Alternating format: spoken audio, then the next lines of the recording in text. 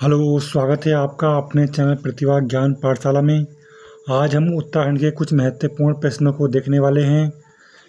देखना ये कैसे प्रश्न हैं। यदि आपको प्रश्न अच्छे लगते हों तो वीडियो को लाइक ज़रूर करें, शेयर करें और चैनल को सब्सक्राइब ज़रूर करें। देखिए, इसका पहला प्रश्न हम देखने जा रहे हैं। ये बहुत ही महत्वपूर्ण प्रश्न है। आज हम मात्र 40 प्रश्नों को देखेंगे। उत्तराखंड से संबंधित प्रश्न हैं और ये आपके परीक्षा में आते ही आते हैं। देखिए, पहला प्रश्न है आपका, केदारनाथ घाटी में 2013 की प्राकृतिक आपदा कब घटित हुई?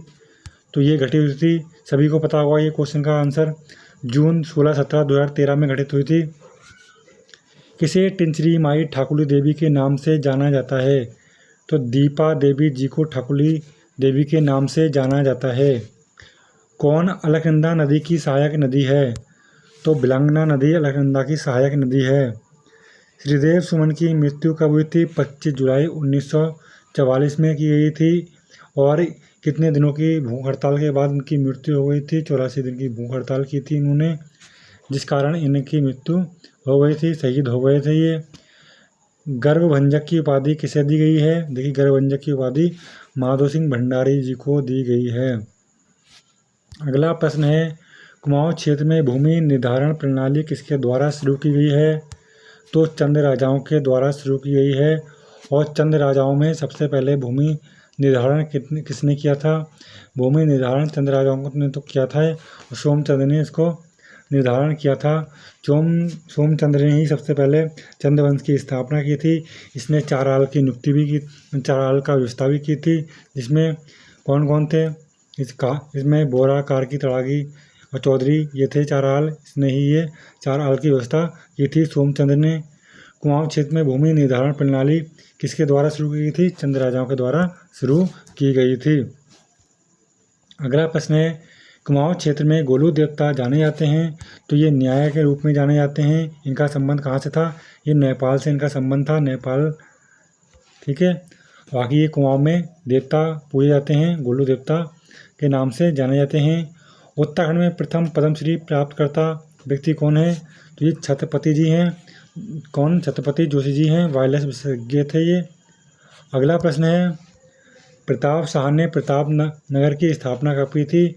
तो 1877 में की थी। कब? 1877 में। इन्होंने ही सबसे पहले क्या किया था? अंग्रेजी विद्यालय खोला था, अंग्रेजी व्यवस्था की थी शिक्षा की। अगला प्रश्न है, प्रसिद्ध विशु मेला मनाया जाता है, तो विशु मेला आपका जौनसार भावर में मनाया जाता है। देहरादून के आसपास का क्षेत्र जौनसार भावर कहलाता है।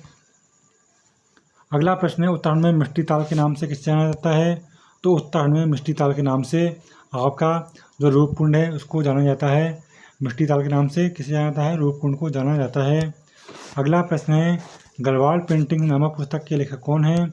तो गढ़वाल पेंटिंग पुस्तक के लेखक मुकुंद लाल जी हैं। इन्होंने ही सबसे पहले मोलाराम के चित्रों को सामने रखा था। मोलाराम कब आए थे? उनके साथ वो मुगलों के साथ आए थे। उनके वंशज हीरालाल, उनकी इतिहास के बारे में जानकारी मिलती है हीरालाल से। हीरालाल मुख्य रूप से, उसके बाद मोलाराम आपके बहुत महत्वपूर्ण आपके चित्रकारी रहे हैं और वो लेखक भी रहे हैं। आगे अगला प्रश्न है, चांदपुर गढ़ के शासक की जाति के वंश के थे? तो ये चांदपुर गढ़ के शासक कौन से वंश के थे? ये सूर्यवंशी वंश के थे। कालिदास ने अभिज्ञान शकुंतलम की रचना पौड़ी स्थित खंडवाश्रम की थी। कब की थी? सबसे पहले तो प्रश्न यही है कि कालिदास ने अभिज्ञान शकुंतलम की रचना कहाँ की थी? पौड़ी में की थी। और यह कौन सी नदी के किनारे है? ये मालिनी नदी के तट पर है। यहाँ पर किसका प्रेम प्रसंग मिलता है आपका? देखिए, यहाँ पर दुष्यंत और शकुंतला का प्रेम प्रसंग जुड़ा है। अभिज्ञान शकुंतल में पौड़ी स्थित है खंडवाश्रम से किसका प्रेम प्रसंग जुड़ा है? शकुंतला और दुष्यंत का जुड़ा है। अगला प्रश्न है, उत्तराखंड राज्य का राजकीय वृक्ष कौन सा है? तो राजकीय वृक्ष बुरांश है। अगला प्रश्न है, उत्तराखंड की किस महिला को बैडमिंटन क्वीन के नाम से जाना जाता है? तो मधुमिता सिंह बिष्ट को जाना जाता है। अगला प्रश्न है, पद्मश्री शिवानी गौरा पंत कौन थी? तो ये एक लेखिका थी। ओम पर्वत किस मार्ग पर स्थित है? तो मालपा मानसरोवर यात्रा के बीच में पड़ता है ये ओम पर्वत। ओम पर्वत वैसे कहाँ पाया जाता है? ये ओम पर्वत ये आपका पिथौरागढ़ क्षेत्र में पाया जाता है।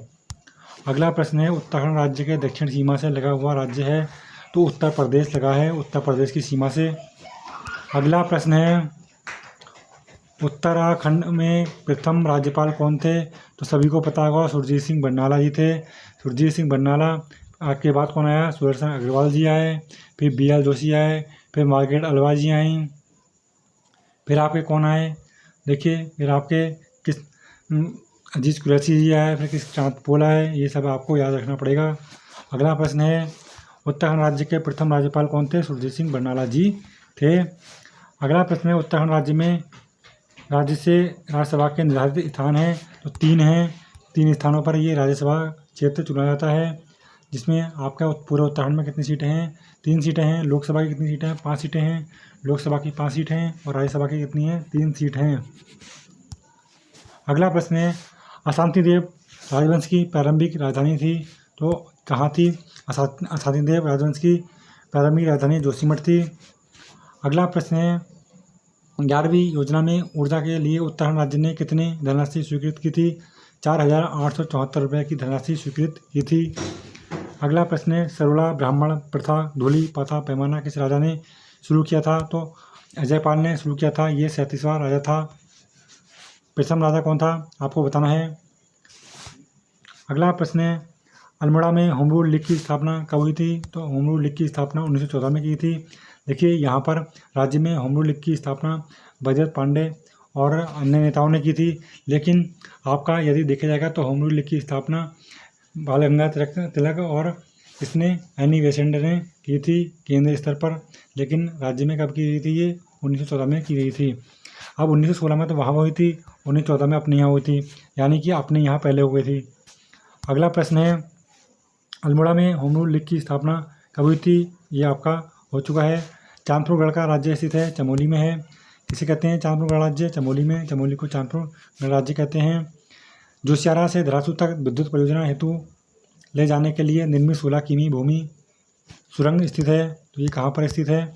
ये हमारे भागीरथी नदी पर स्थित है। अगला प्रश्न है, बेगार आंदोलन कब एवं कहाँ प्रारंभ हुआ था? 13-14 जनवरी 1921 बागेश्वर से शुरू किया गया था, सरयू नदी में। किसमें? सरयू नदी में रजिस्टर को बहा दिया था। अगला प्रश्न है, अलकनंदा और मंदाकिनी नदी का संगम स्थल है, तो ये कहाँ पर पड़ता है? अलकनंदा मंदाकिनी का संगम कहाँ होता है? रुद्रप्रयाग में होता है। अलकनंदा और धौलीगंगा का संगम कहाँ होता है? विष्णुप्रयाग में होता है। अलकनंदा विष्णुगंगा का कहाँ होता है? विष्णुप्रयाग में ही होता है।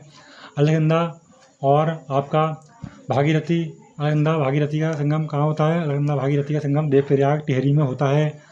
और अलकनंदा और भी हैं, 5 प्रयाग हैं पूरे, ये आपको इनके नाम याद रखना है। और अलकनंदा और पिंडर नदी कहाँ होता है? कर्णप्रयाग में होता है। अगला प्रश्न है, कांग्रेस के कलकत्ता अधिवेशन 1886 में उत्तराखंड राज्य से कौन उपस्थित हुए थे? तो ज्वालादत्त जोशी जी हुए थे 1886 में। अगला प्रश्न है, प्रदेश के देहरादून नगर में फॉरेस्ट स्कूल ऑफ देहरादून नामक कॉलेज की स्थापना कब हुई थी? 1978 में की गई थी। गोपेश्वर के त्रिशूल पर अंकित लेख कब का है? ये 1268 का है। इस शासक की विजय का वर्णन है, अशोक चल का है। और एक इसमें किसकी जानकारी मिलती है? नागवंश के बारे में भी जानकारी मिलती है। अगला प्रश्न है, दायरा बुग्याल किस जिले में स्थित है? तो दायरा बुग्याल उत्तरकाशी में है। ओली बुग्याल कहाँ है? चमोली में है। सरला बहन का मूल नाम क्या था? कैथरीन हेलीमैन था, गांधी जी की शिष्या थी ये। कांग्रेस के कलकत्ता अधिवेशन 1886 में राज्य से कौन उपस्थित हुए थे? ज्वालादत्त जोशी जी हुए थे। अगला प्रश्न है, बलभद्र शाह को शाह की उपाधि किसने दी थी? देखिए, यहाँ पर बलभद्र शाह को उपाधि किसने दी थी? ये बेहला लोधी ने लिखा है, लेकिन किताबों में बुकों में ऐसा नहीं होता है। बलभद्र शाह को उपाधि किसने दी थी? अकबर ने दी थी, ऐसा लिखा मिलता है। लेकिन लोधियों ने इससे पहले किसी राजा को यह उपाधि दे दी थी। बलभद्र शाह से पहले भी ये उपाधि किसी को मिल चुकी थी, इसलिए प्रश्न डाउट का रहता है कि बलभद्र शाह को शाह की उपाधि किसने दी थी? अकबर का नाम आता है, और बेहला लोधी ने तो किसी और शासक को ये उपाधि दी थी। अगला प्रश्न है, स्कंद पुराण में नंदा देवी पर्वत से कालगिरी तक के क्षेत्र को क्या कहा गया है? तो मानसखंड कहा गया है। अगला प्रश्न है, प्रदेश के उच्च न्यायालय के मुख्य न्यायाधीश की नियुक्ति राष्ट्रपति किनके परामर्श से करता है? तो किसके परामर्श से करता है? प्रदेश के राज्यपाल के परामर्श से और सर्वोच्च के न्यायाधीश के परामर्श से करता है। अगला प्रश्न है, कॉर्बेट नेशनल पार्क किस जिले में स्थित है? तो कॉर्बेट नेशनल पार्क आपको सबको पता होगा नैनीताल डिस्ट्रिक्ट में स्थित है। इसकी स्थापना 1936 में की गई थी। इसका नाम 1957 में परिवर्तन कर दिया था और प्राकृतिक प्रेमी जिम कॉर्बेट के नाम पर रख दिया था। अगला प्रश्न है, उत्तराखंड में छोटा कश्मीर नाम से प्रख्यात है पिथौरागढ़ को जाना जाता है। इसे मिनी कश्मीर भी कहते हैं। कौन सा? ये आपका पिथौरागढ़ जिला, जो आपका नेपाल को भी छूता है और आपका तिब्बत चीन को भी छूता है, स्पर्श करता है। सबसे लंबी तटरेखा वाला राज्य जिला कौन सा है? ये पिथौरागढ़ ही है। ये आज के महत्वपूर्ण प्रश्न थे। यदि आपको ये प्रश्न अच्छे लगे हों तो वीडियो को लाइक करें, शेयर करें, चैनल को सब्सक्राइब जरूर करें। जय हिंद।